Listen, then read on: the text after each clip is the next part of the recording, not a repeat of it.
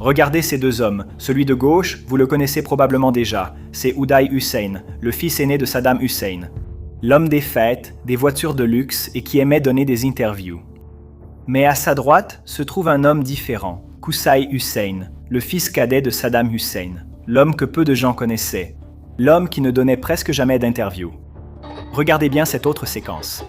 Qusay Hussein est en Irak, dansant lors d'une fête, détendu, souriant.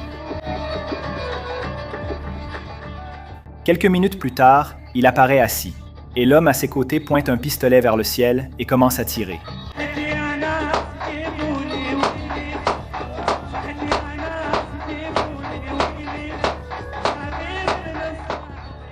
Ce genre de scène était fréquent dans la vie de Qusay Hussein. Dans cette vidéo, nous expliquons pourquoi cet homme était le fils préféré de Saddam Hussein et comment il a failli devenir l'héritier d'un des régimes les plus brutaux du monde.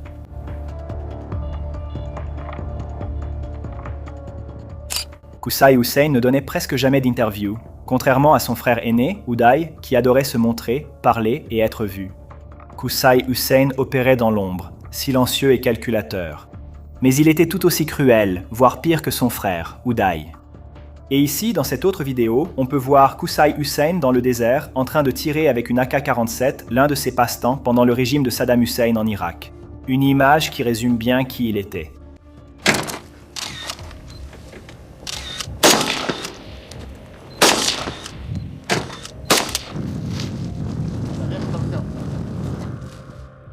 Allons-y.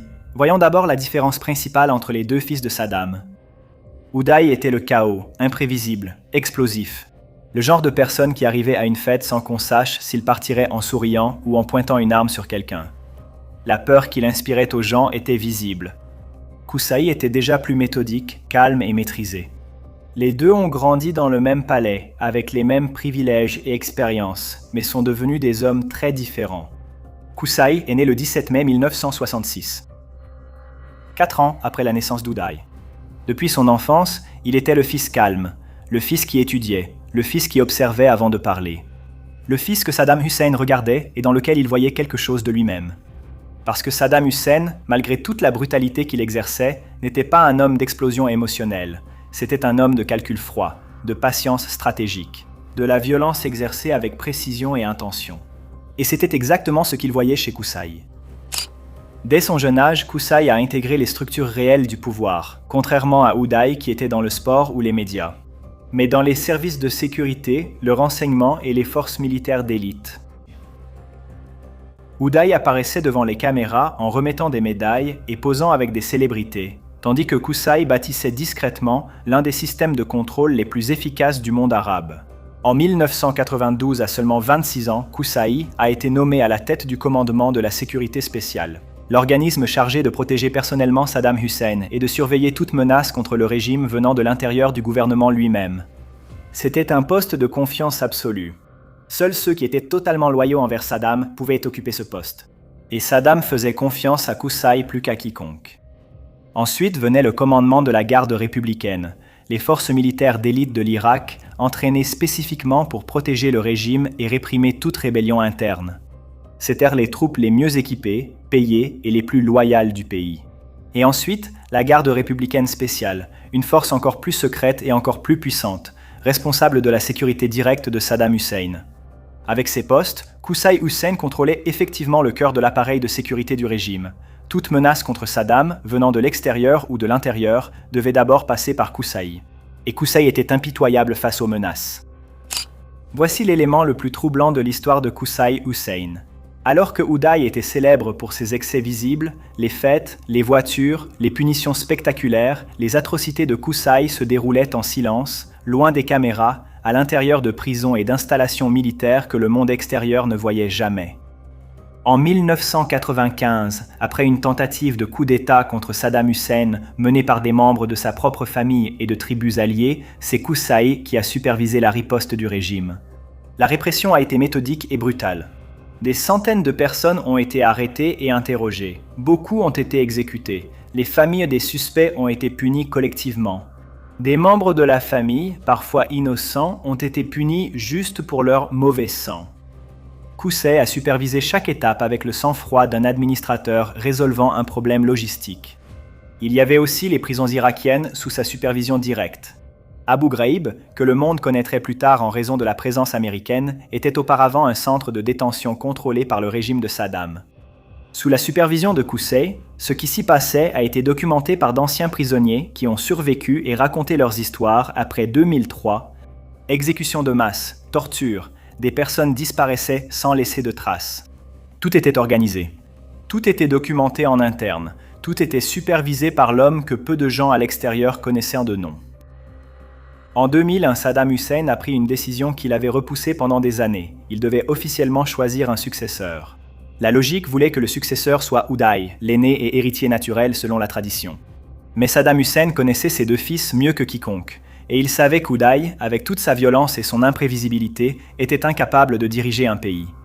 Uday était utile comme instrument de terreur visible, mais une terreur visible sans contrôle stratégique détruit les pays au lieu de les gouverner.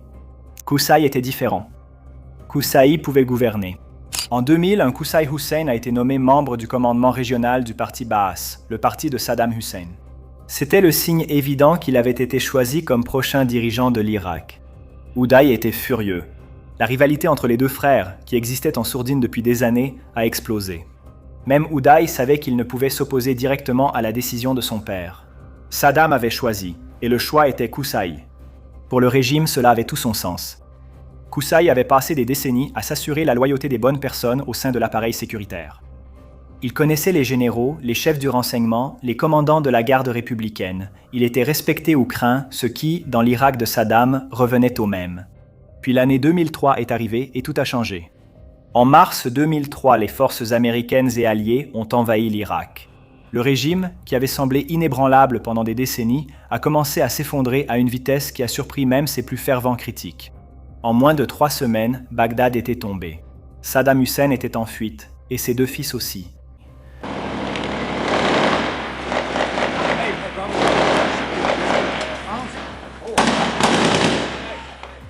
Qusay et Uday se sont enfuis ensemble, une ironie pour deux frères qui étaient rarement du même côté en quoi que ce soit. La rivalité de toute une vie avait été effacée par l'urgence de la survie. Ils se sont cachés à Mossoul, dans le nord de l'Irak, chez un homme appelé Nawaf al-Zaidan, un supposé allié qui les a accueillis. Mais quelque temps plus tard, celui qui les avait accueillis les a livrés aux Américains. La mort de Qusay Hussein a mis fin non seulement à une vie, mais aussi à une possibilité historique qui mérite d'être considérée. Si l'invasion de 2003 n'avait pas eu lieu, l'Irak de Qusay Hussein aurait été fondamentalement différent de l'Irak d'Uday. Les analystes qui ont étudié les deux frères ont constamment conclu que Qusay aurait été un successeur plus stable et plus dangereux qu'Uday.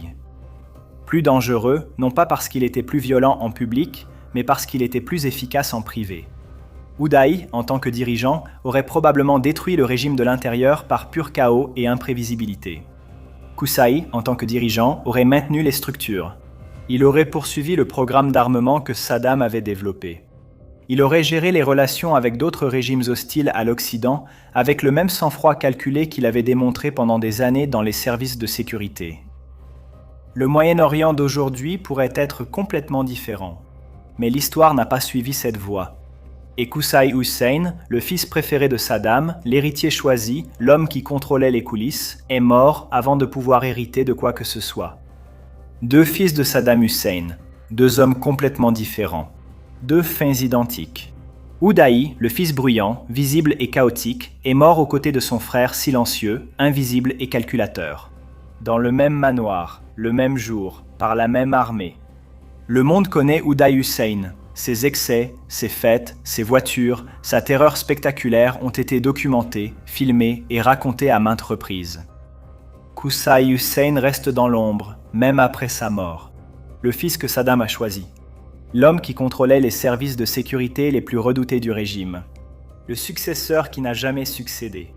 Mais les histoires de ceux qui ont survécu aux prisons qu'il supervisait, aux répressions qu'il coordonnait et au système de contrôle qu'il a construit racontent une histoire différente. L'histoire d'un homme qui n'avait pas besoin de caméra pour être dangereux. Nul besoin de bruit pour inspirer la crainte. Qui dirigeait en silence, et peu de gens le savaient. Merci d'avoir suivi une nouvelle vidéo sur la chaîne. Pour voir plus de contenus similaires, laisse un like et abonne-toi à la chaîne.